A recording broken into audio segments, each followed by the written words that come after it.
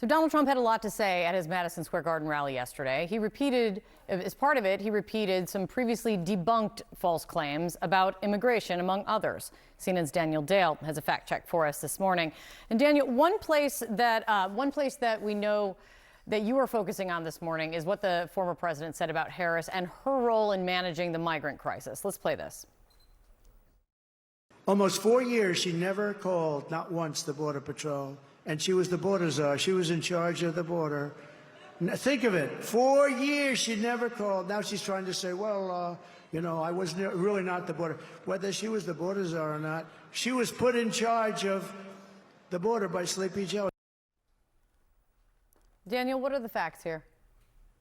We've heard this a lot from Trump. You hear it in a lot of Trump ads. It is not true that Vice President Harris was ever the border czar or that she was ever in charge of the border. What Biden actually put her in charge of was a diplomatic effort related to addressing the so-called root causes of migration from three particular Central American countries, Guatemala, Honduras, and El Salvador. Now, that is you could say, border-related assignment. It is not being in charge of the border. Homeland Security Secretary Alejandro Mayorkas has been the official in charge of the border. Now, it is true some media outlets, when Biden gave Harris this assignment in early 2021, incorrectly described her as having been assigned the job of border czar. But CNN and others have consistently reported she rejected that title. She made clear, and her office made clear, that the assignment was more limited. And that's been the case for almost 4 years now. I also want to play what Donald Trump said at the rally about inflation.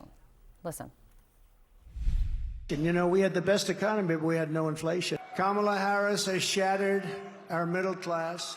She cast the deciding votes that launched the worst inflation in the history of our country. How people feel about inflation and affordability is a huge part of this election and how people are voting. What are the facts on this?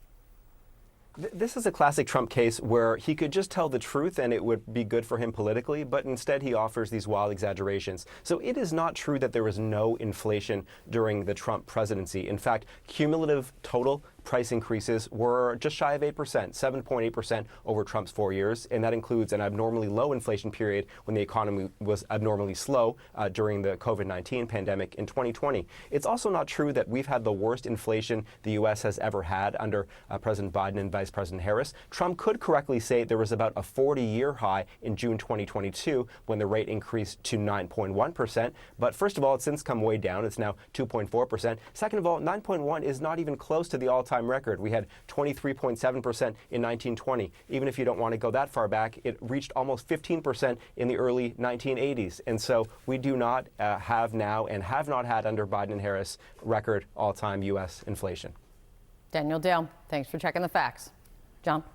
All right, so this morning the New York Times is reporting new concerns among Democrats that the Harris campaign is making a mistake in the final days of the election.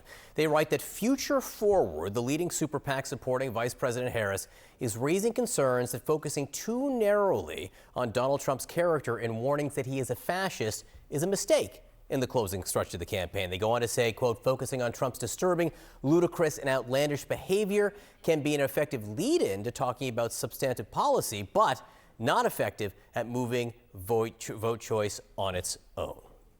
With us now, Ian Sams, the senior national spokesperson for the Harris-Walz campaign. Ian, nice to see you.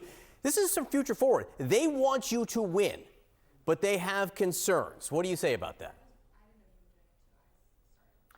Well, thanks for having me. And I think the vice president spoke to this weekend. The American people are capable of processing numerous things at once. And there are a lot of people who have a lot of different concerns about the country and the future.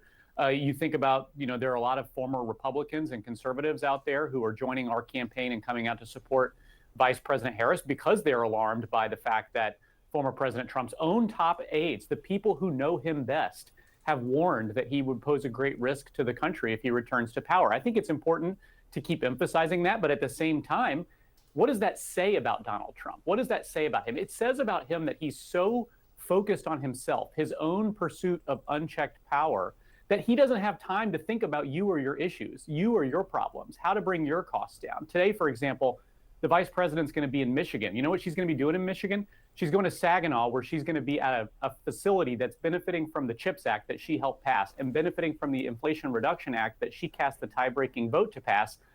Hundreds of millions of dollars are going into that facility to create over 1,000 jobs in high-tech manufacturing. She's going to be talking about that's part of her vision for the future, is to continue having investments like that happen.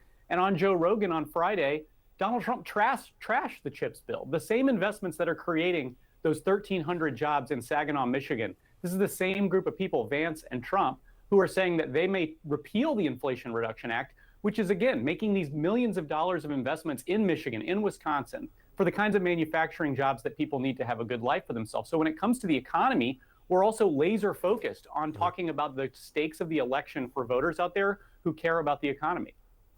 The speech tomorrow on the ellipse in Washington, D.C. D.C., not a swing state, not even a state, as I've been reminded constantly this morning.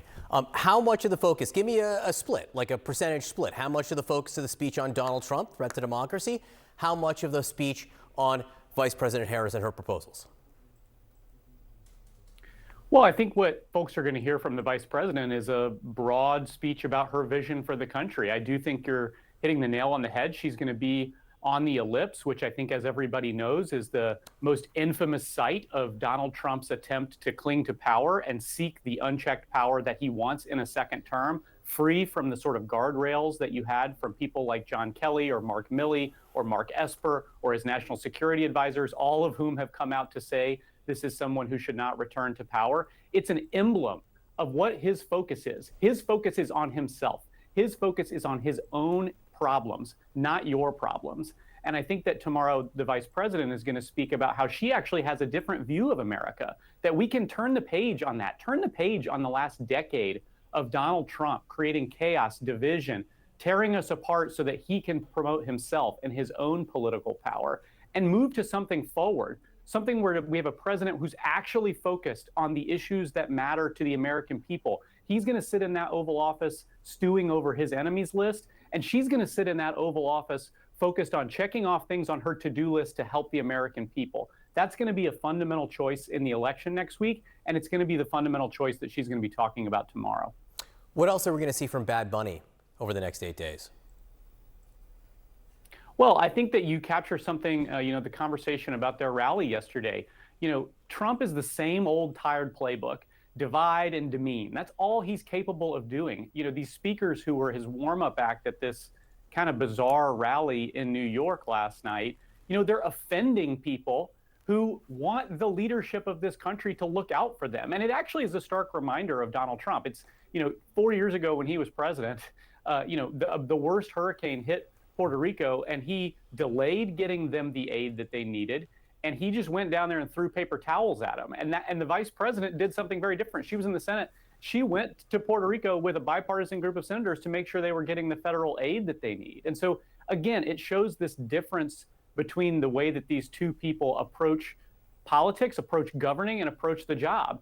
And, all they did yesterday was offend and demean these people. But again, it's part of Donald Trump's playbook. He wants to do that because he doesn't have real solutions for people's lives. He just wants to divide us so that he could try to get power. And I think that the fundamental choice is, are we going to keep going back to that? Or are we going to move past all that and actually have a new way forward for the country? Again, I just was asking about Bad Bunny. This was the first time we heard from Bad Bunny, hugely influential all around the world, but certainly within the Puerto Rican community. Will we hear from Bad Bunny again over the next 8 days? Well, I don't speak for Bad Bunny. We're obviously excited to have his support. He inspires a lot of people out there, a lot of people across the country who take inspiration from his music. Obviously, he has a huge following, 45 million Instagram followers. I looked yesterday where he shared the vice president's plan for Puerto Rico. Those kind of voices coming out talking about what's at stake in the election. Jennifer Lopez, Ricky Martin, other Puerto Rican Americans who are saying, what we saw yesterday is just another example of trashing our community to promote himself. And so I think that the more voices come out, the bigger the tent. We have Bad Bunny and we have Liz Cheney. There's a pretty big coalition that's supporting Vice President Harris in this election. And I think that over the next week, you're going to see tens of thousands of people coming out excited about the election. You're going to see us try to harness that energy just this weekend, I should say. We knocked on 1.5 million doors in the battleground states. We are out there mobilizing to turn out the vote, to have this energy and enthusiasm you're seeing, captured to win the election next Tuesday. Bad Bunny and Liz Cheney, that would be an interesting duet. Top 20 on at least some chart. Ian Sams, thanks so much for being with us. Appreciate it.